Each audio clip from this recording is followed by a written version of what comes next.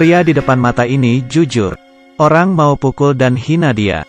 Ia tidak membalas, karena lemah dan pengecut. Tapi harus percaya pria ini 10 tahun lalu. Ternyata menakutkan. Bosnya mafia. Ia kejam. Bertarung seperti anjing gila. Tak terkalahkan. 10 tahun lalu. Xiao Bai karena tidak terpelajar. Sejak SMA berhenti sekolah. Bergabung dengan mafia. Karena dari kecil sudah berlatih bela diri. Tenaganya untuk tinju sangat kuat. Dan kejam. Membawa kedua saudara Xiongda, Xionger. Seharian membunuh. Saat mafia datang. Satu adegan. Menunjukkan momentum. Muncul di belakangnya. Zuo Qinglong punya harimau putih. Sapi tua ada di pinggang dan kepala di dada. Suasana tegang. Bisa dikatakan orang membunuh orang. Tapi sering berjalan di tepi sungai.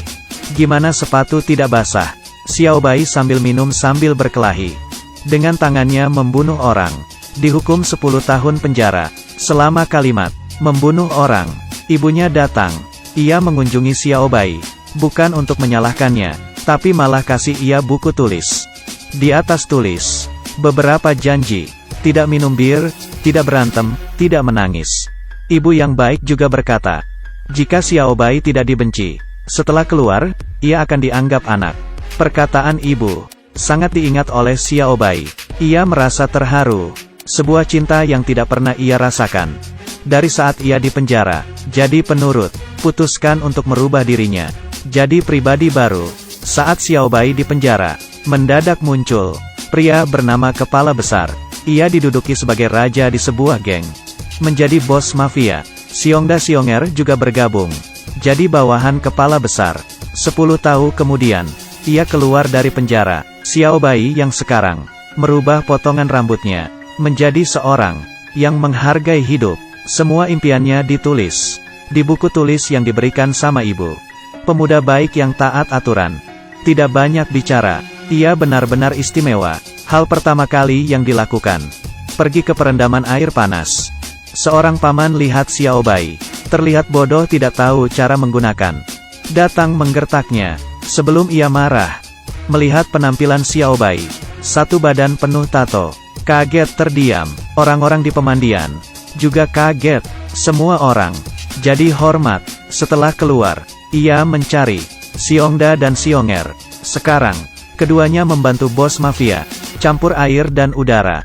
Cukup layak dengan jas dan dasi. Masing-masing buka klub hiburan. Sekelompok adik laki-laki ikut. Meskipun Xiao Bai sudah memudar. Sudah lemah di tahun itu. Tapi saat Xiongda, Xionger lihat. Xiao Bai takut hampir ngompol. Tapi Xiao Bai cari. Keduanya tanpa ada niatan. Hanya menyapa dan pergi. Xiongda, Xionger merasa. Xiao Bai adalah bom waktu. Suatu hari nanti akan meledak. Akan kembali lagi. Statusnya sendiri. Terancam dan tidak aman. Kirim seseorang untuk memantau Xiao Bai. Xiao Bai tiba. Di rumah ibu. Ibu senang melihatnya. Sangat senang. Dan memberikan pelukan hangat. Dan memberikan ia makan enak. Seakan lama tidak bertemu. Seperti anak kandungnya. Anak ibu itu, Xiao Hua. Memberi perlakuan berbeda ke dia. Seakan-akan. Seperti Xiao Bai berhutang padanya. Sangat berarti. Bagi ia, Xiao Bai adalah orang asing. Walaupun ibunya kenal pria ini. Tapi ia juga tidak santai. Kenal kakaknya ini. Setelah itu, ia bekerja di bengkel mobil. Sebagai tukang reparasi. Saat Xiao Bai kerja, di depan bengkel, ada polisi menguntit, melihat, menginspeksi Xiao Bai. Kalau melakukan kejahatan, ia akan dipenjara lagi. Orang-orang ini, merasa takjub. Xiao Bai berubah menjadi orang lain. Bersikap rendah hati. Tidak pernah berkonflik dengan orang lain. Bahkan bos bengkel, memuji Xiao Bai. Dengan cepat, Xiao Bai bekerja keras. Mendapat gaji pertama, ia memberikan hadiah ke ibu. Sepasang sepatu. Ibu sangat terharu. Melihat perubahannya. Memeluknya. Sambil menangis. Meskipun Xiao Hua dengan Xiao Bai tidak baik hubungannya. Sering diperlakukan kasar dan dingin. Tapi ia juga tidak peduli. Juga memberikan Xiao Hua hadiah. Setelah lama bersama, Xiao Hua mulai ikhlas. Isi hatinya. Sekarang berubah jadi bahagia. Sekeluarga. Pergi piknik dan foto bersama. Xiao Bai bantu Xiao Hua menyingkirkan orang jahat. Dan pada saat belajar, mengajarkan Xiao Hua matematika. Seisi rumah dipenuhi kehangatan. Tapi saat-saat indah tidak tahan lama. Di tahun itu, mafia, bos mafia melalui hubungan, menjadi anggota DPR. Setelah menjabat, membeli sebidang tanah, siap dikembangkan, menjadi pasar besar. Kebetulan restoran ibu, di tanah itu. Bos mafia ingin, huliganisme, memaksa ingin beli, tapi ibu, tidak kasih. Dengan keras, menolak untuk pindah dari sini. Bos mafia marah, dan mencari Xiongda Xionger, dan bilang keduanya harus pergi, dan menyelesaikan masalah ini.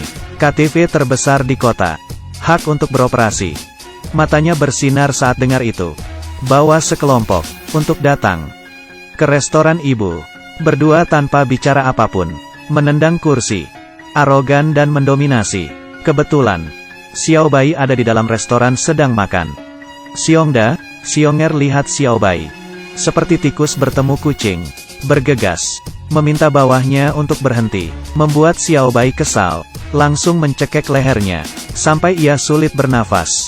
Tapi ia sekarang, bukan lagi pria brengsek, hanya ingin, warga untuk taat hukum, dan meminta Xiongda jangan datang ke restoran ibunya buat masalah. Mereka pergi, berdua balik menjelaskan, tentang masalah Xiao Bai, dan beritahu bos mafia.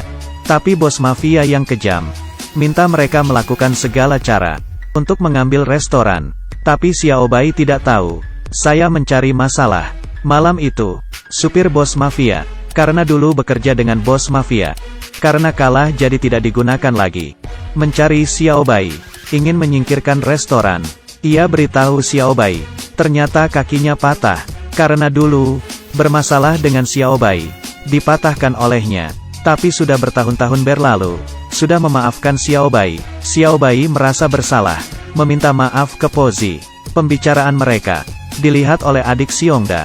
Setelah Xiongda tahu, ia mencari Xionger, mengira bos mafia akan mengambil ahli KTV ini, kasih ke Pozi. Keduanya diskusi membentuk tim, ingin menghabisi Xiao Bai, ambil kembali hak untuk beroperasi. Keesokan harinya, Xiongda datang lagi, dan mengusir ibu dari restoran. Ia tidak mau pergi, ia mendorong ibu jatuh, hanya bisa melihat, kerja kerasnya selama bertahun-tahun, langsung hancur. Saat Xiao Bai kembali dan tahu, melihat restoran yang kacau, dalam hati ia tahu, penghasut di belakang, adalah bos mafia. Ia pergi ke sana, dengan tenang memperingatkannya, ini sangat mengganggu, jangan pernah datang lagi, mencari masalah. Tapi bos mafia tidak peduli. Ucapan Xiao Bai, hanya lewat sesaat, ia tahu Xiao Bai keras. Jadi buat rencana, diam-diam menghubungi polisi, ingin menyingkirkan Xiao Bai. Esok harinya, ia panggil penggerecok, datang ke tempat kerja Xiao Bai.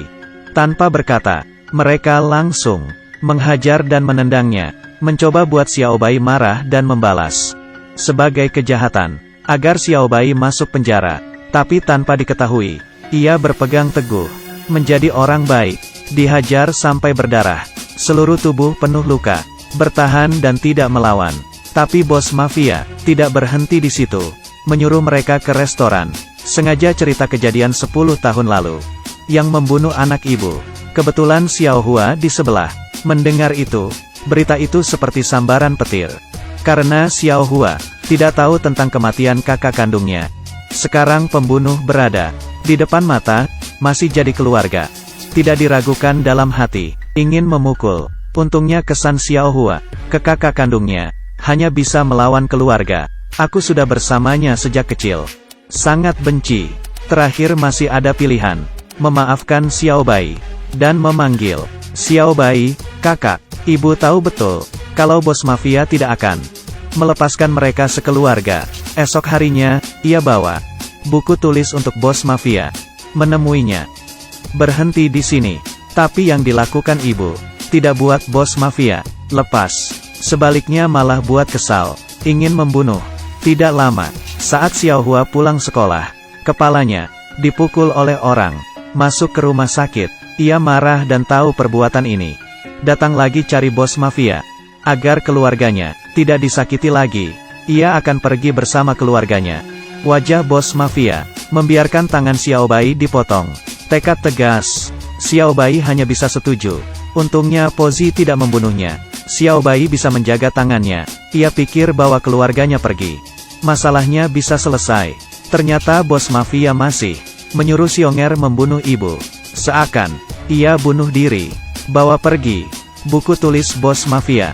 Saat Xiao Bai di rumah, di depan matanya lihat gambaran ini, membuat ia sakit hati dan meminta maaf.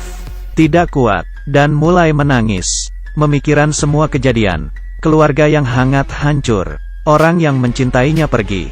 Xiao Hua terluka dan cacat. Saat Xiao Bai melihat anting di lantai, ia tahu jelas kematian ibu. Ia tidak bisa tahan lagi. Dalam hatinya marah. Apapun itu, setelah beberapa botol bir, ia bertekad untuk balas dendam. Ia adalah pembunuh. Datang ke tempat bos mafia. Di saat itu geng mafia mengadakan perjamuan. Ia lihat kelompok ini seperti anjing, dan langsung membakar seluruh ruangan. Xiao Bai saat ini menjadi iblis neraka. Mereka satu-satu dihajar habis. Semua bajingan ini ditakdirkan mati. Kedua tangannya terus menghajar. Xiao Bai juga terluka parah, tapi tidak jatuh. Ia kuat untuk membunuh bos mafia. Setelah membunuh Xiongda dan Xionger, ia penuh amarah menatap bos mafia. Langkah demi langkah berhadapan dengannya, tidak ada jalan keluar. Akhirnya putus asa dan dihajar mati sama Xiao Bai. Akhirnya bisa melepaskan amarah di hatinya. Balas dendam demi keluarga. Ia duduk dikelilingi api.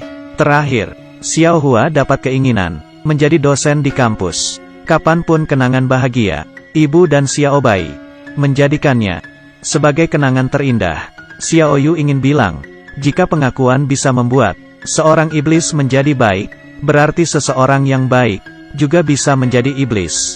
Jangan main-main dengan orang jujur, karena kamu tidak tahu seberapa mengerikan hatinya. Sekali terprovokasi, tidak akan membiarkan dirinya tersentuh.